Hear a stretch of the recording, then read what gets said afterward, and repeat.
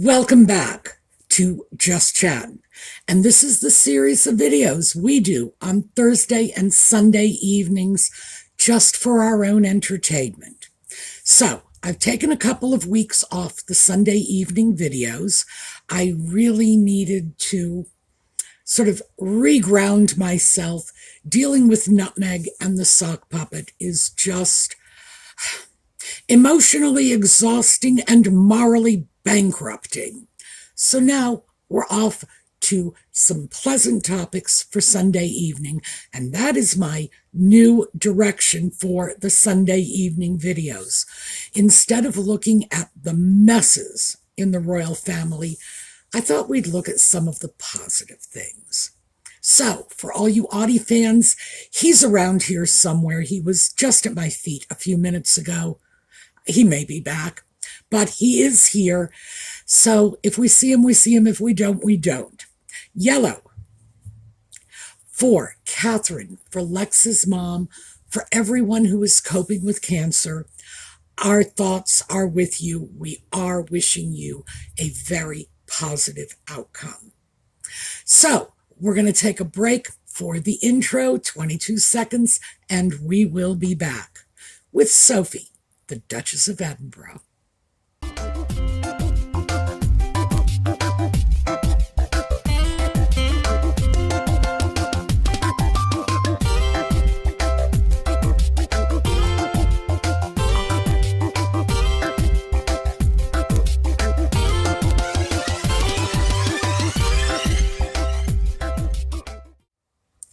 Now, I have to admit, I love Sophie's story, mostly because I see her as a very real, very three-dimensional person. And having had the opportunity to watch her in the public eye for a quarter of a century now, my opinion has not changed. Like back from the moment she first came to my notice, which was, I think, somewhere in the mid-90s. Diana was still alive, if that dates it for you. That was when I first became aware of her, and the general positive vibes I got from that woman are still with me more than a quarter of a century later. I think Sophie's story is terrific because she is the ultimate comeback kid. It's a story of being ill-equipped to deal with the pressures of the royal family. It's a learning curve. We watched her make that leap from private citizen to one of the major working royals, one of the most photographed women in the country. And she's done it well. And there were some stumbles along the way. But the brilliance of Sophie is that she's a real person, and she handled the setbacks honestly and with a forthrightness and a desire to do better next time that I think we all admire. So let's get into it. Sophie was born in Brenchley in Kent in January of 1965. Now, Brenchley in Kent is about 40 miles south of London. It's actually a little south-southeast of London. So it's not a remote area, but it is, by English standards, rural. And that will come up later. Sophie does identify as a country girl. So, as I say, that'll come up later. She was born into a middle-class family, but not a family of total obscurity. In a very interesting and entertaining twist, Sophie's father's stepbrother was, because Thane Bettany passed away, it was Thane Bettany, a British actor, and I'm not surprised if many of my American friends have no idea who Thane Bettany was. He was not one of the British superstars who made a major mark in Hollywood or anything like that. But you probably do know his son, Paul Bettany. And anyone who follows what's going on in the Marvel Universe absolutely recognizes this guy. So, yes, there were famous connections early on, although I don't think that Sophie grew up with the Bettany's, because Thane Bettany and her father's parents, the parents married later in life, so they didn't grow up together as children. Not likely their children grew up together, but it is entertaining. Little bit of trivia about Sophie. Yes, she is the step cousin of Paul Bettany, Marvel's Vision. So she went to private schools, and for my American friends, let me just say, that is not necessarily a mark of wealth or status in the UK, the way it often is here in the US. It's also a mark of deep religious conviction here in the US when people take their kids out of public schools and put them into religious institutions. But usually we have a different approach to this. Many very affluent families have their children educated in public schools here, whereas in the UK, even families of limited means will sacrifice, if they have to put their kids into private schools. So just because I don't want you to make leaps when I say she went to private schooling, it was very normal that they would do this.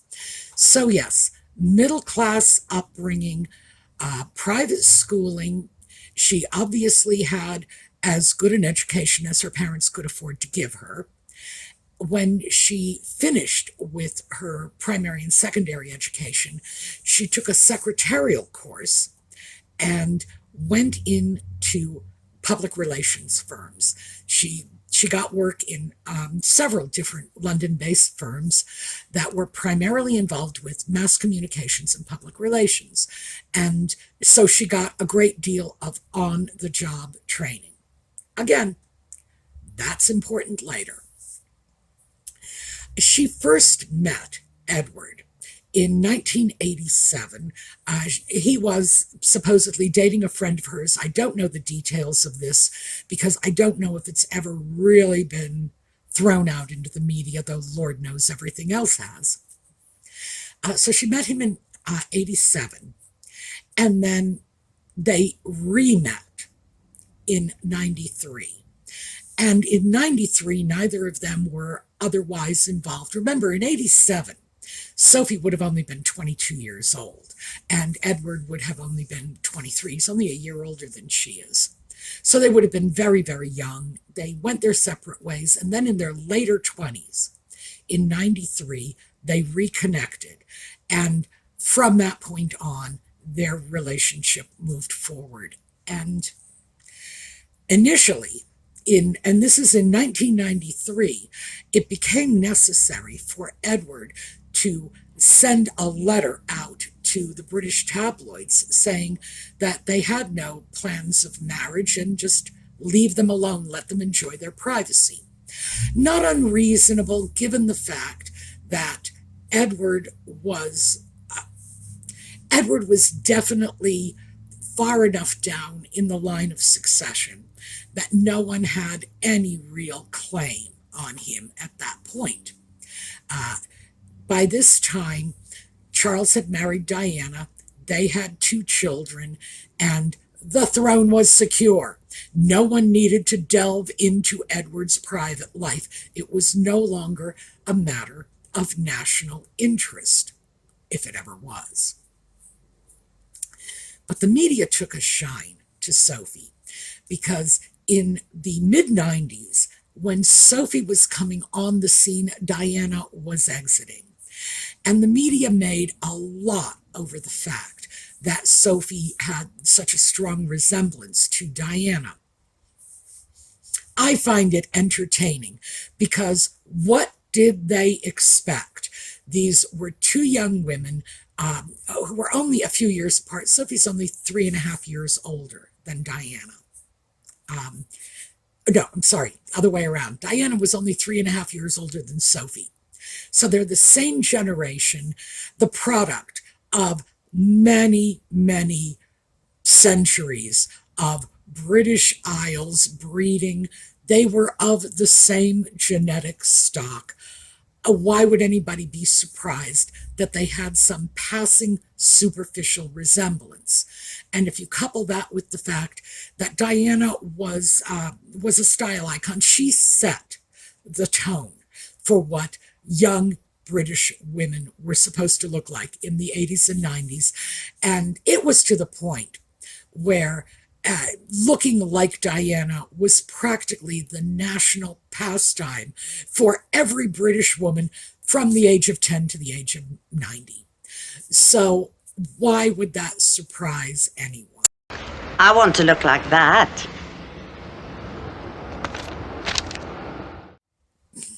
It was a positive view in general.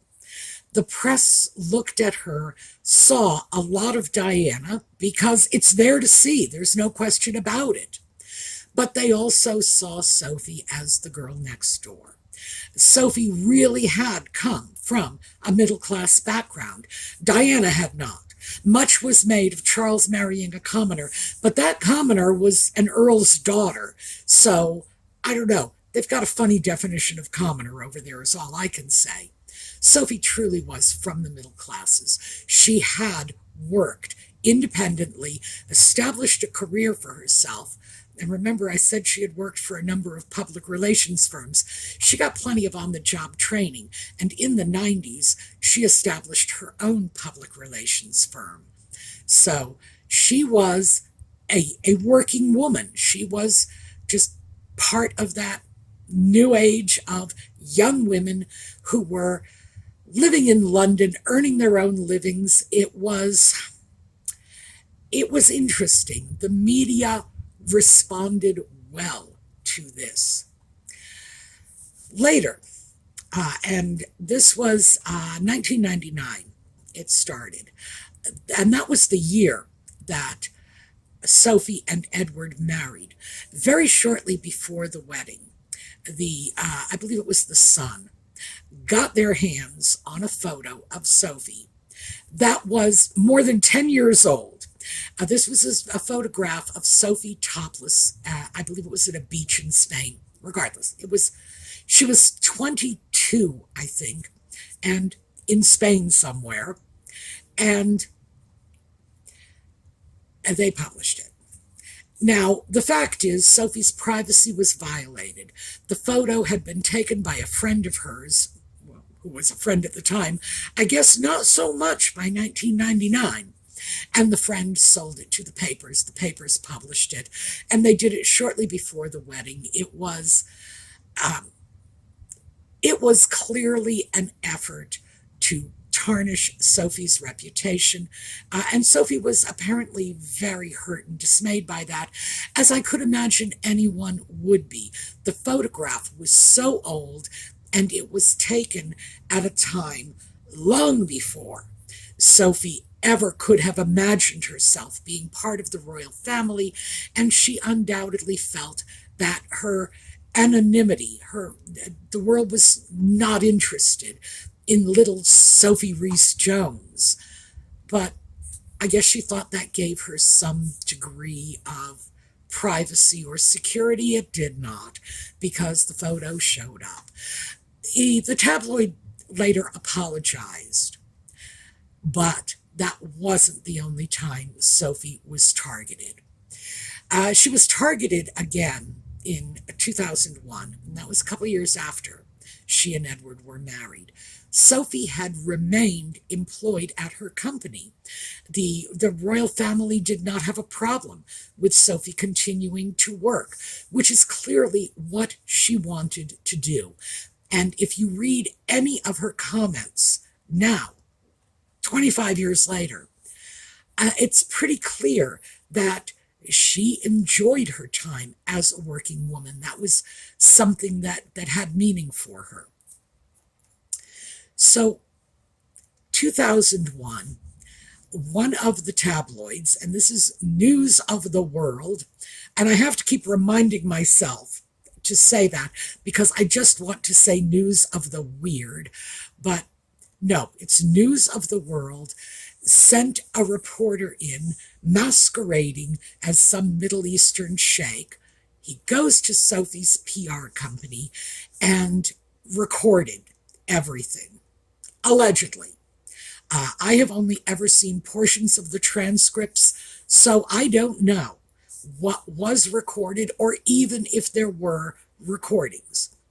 Um, Regardless. And this massive amount of information did subsequently come out as a result of this meeting of the so-called sheikh and Sophie and her partner. So the allegations were, I'm talk about tempest in a teapot. The allegations were that Sophie had referred to the late queen as the old dear. By the way, I went through what was published of those transcripts, and I am not absolutely certain that Sophie was referring to the queen as the old dear. It may have, in fact, been the late queen mother. I often refer to her as the old dear. But then again, I referred to the late queen as the old dear. But that doesn't mean that I don't have a tremendous amount of respect and affection for both of them. Regardless, oh my goodness, she called the queen the old dear. Sophie also apparently said that it was not likely Charles would be able to marry Camilla until after the passing of the late Queen Mother. And in fact, Charles did not marry Camilla until after the passing of the late Queen Mother. So if Sophie did say it, she was certainly on the money. She also allegedly said that William Hague, and he is a British politician, was a very intelligent man but sounded like a puppet. I agree with that, by the way. He clearly is a very intelligent man. He's like president of Oxford University or something along those lines. The man is not a dullard. But does he sound like a puppet? I don't know if I would have used the word puppet, but certainly he rather sounds like a cartoon character. And here you go. What do you think? And then it is to express the values of the university, to be somebody who can articulate what Oxford is about. I would have to say the man does not sound as serious as one might expect. Is it the end of the world? No, no. Was it absolutely accurate? Yes, the man is intelligent. Yes, he kind of sounds like a puppet. Well, I would have said cartoon character, but still, points the same.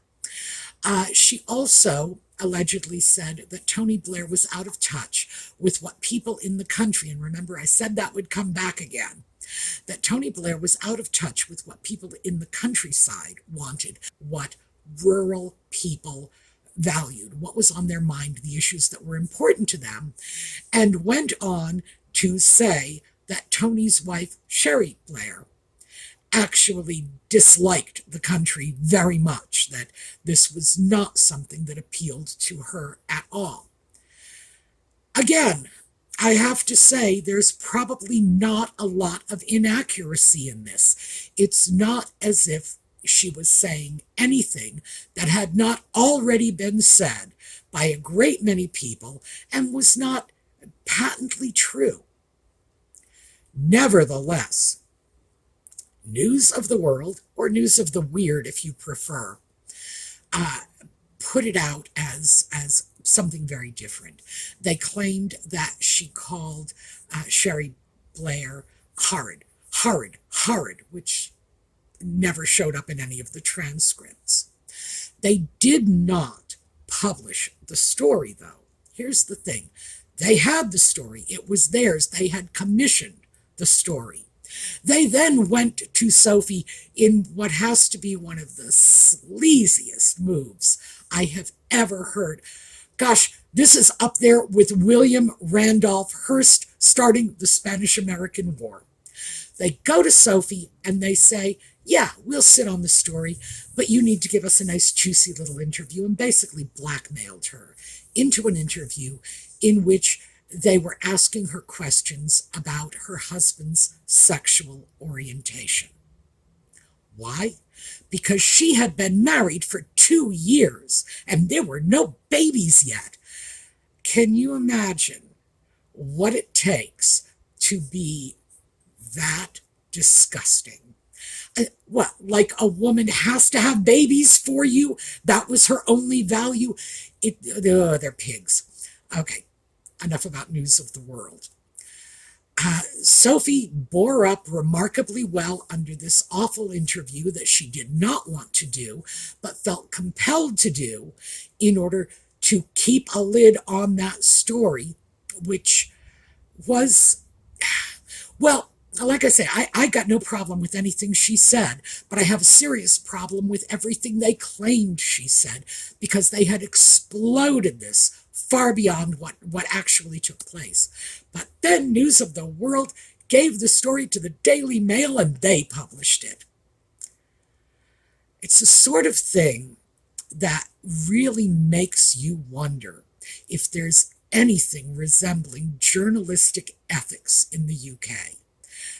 The truth of the matter is, it makes the entire country look bad, and it certainly makes the profession of journalism in the UK look horrific. Would I even pass a British journalist on the street without spitting on their shoes? No. These are sleazy people. It's almost enough to make you have some sympathy for the sock puppet and his endless lawsuits. Not quite, but almost. But this was horrific. So the story comes out anyway. Sophie was manipulated, lied to, extorted, and in the end, the whole story comes out anyway. Good Lord. Well, Sophie wrote letters of apology to everybody involved. And I'm not sure she should have, because I don't think she said anything that was either false, defamatory, or even unkind. It just looked bad. The upshot of this whole episode was that Sophie had to give up her career. Edward also had to give up his outside business interests. And I think the one bright spot, and there is only one in that whole debacle, is that it does show why a royal cannot be half in and half out. Either you're a working royal or you're off in the world, because look what happened to Sophie. Definitely a learning experience for everyone involved, one would think. So Sophie, at this point, oh Lord, her name was mud everywhere. Sophie had to sort of climb back into the good graces of the British public, most of whom believed what the tabloids had said, which, as I say, was false. Most of what was being said was absolutely false. The few things that were true were largely out of context. And again, I have no problem with anything she said. It was correct. It wasn't mean-spirited. And, of course, she was entrapped to begin with and thought this was a private conversation, had no sense that what she was saying was going to show up in the tabloids. Maybe she should have. So Sophie's mistake, if you will, was being naive and trusting the people she was dealing with. Oops. Well, apparently she learned her lesson, and she went back home and just really worked very, very hard to repolish her image. from the 1980s and 90s, when her style was very similar to that of Diana, Princess of Wales. But again, I could also say Diana's style was very similar to Sophie's, because all the young women in that period, I know, I was one of them. We all looked alike. We all dressed alike. We all wore our hair the same way. It was just the style. Sophie sort of pulled out of that style. And I think it's wonderful that she had that public relations background, because this is a woman who understands a picture is worth 1,000 words. If she wanted to separate herself from that period, all she really had to do was start changing her look. And Sophie has become known for her flowing floral dresses and a much softer look. Her hair has grown out. She is not looking like the same person she looked like back then. And I think as a public relations professional, she's done an excellent job. But she has worked hard. Sophie has been the patron of many charities. The cause that is most dear to her heart seems to be the issue of blindness. And that goes back to Lady Louise, because remember, 2001, they were all crawling all over her because Edward must be gay, seeing as she didn't have any babies. What a leap that is. She did have an ectopic pregnancy in 2001. Remember, at this point, Sophie is in her 30s, okay? 2 years later, she gave birth to Lady Louise. That was problematic, and Lady Louise was born prematurely and with esotropia, which is a tendency for the eyes to cross, basically cross-eyed. That's what it is. The eye doesn't necessarily have to turn in. I have it too. One of my eyes turns out a little. You don't notice it, but if I take my glasses off, it becomes a little more apparent. So, yes, Lady Louise had a problem, and she underwent 2 surgeries. It was eventually corrected on the second surgery, not the first. So the issue of blindness is very dear to Sophie's heart, and she has many other causes, including things like violence toward women. That's another one of her big causes. And as a working royal, she is chairperson of scores and scores of charities. She is out there. She is doing her bit. She has, over the last 25 years, become one of the most popular royals. And I would say, this is just what I'm throwing out to you, that popularity is largely because she is still Sophie Rhys-Jones, that little country girl who got herself an education, moved to the big city, and made a career for herself, and eventually caught the attention of a prince. So, yes, it's because she is who she is. She's a very real person, and she communicates that in every look, every gesture to the entire world. And I think that is largely responsible for her popularity, especially given the fact that she started off under such a cloud. The picture shortly before the wedding, a couple of years after the wedding, no babies. Remember, that was a big deal to them. No babies. And then this sting operation. Ugh. I think the media certainly went gunning for her in some very, very inappropriate ways. I don't know what to say. It's my personal belief that they should have faced legal sanctions for some of what they did.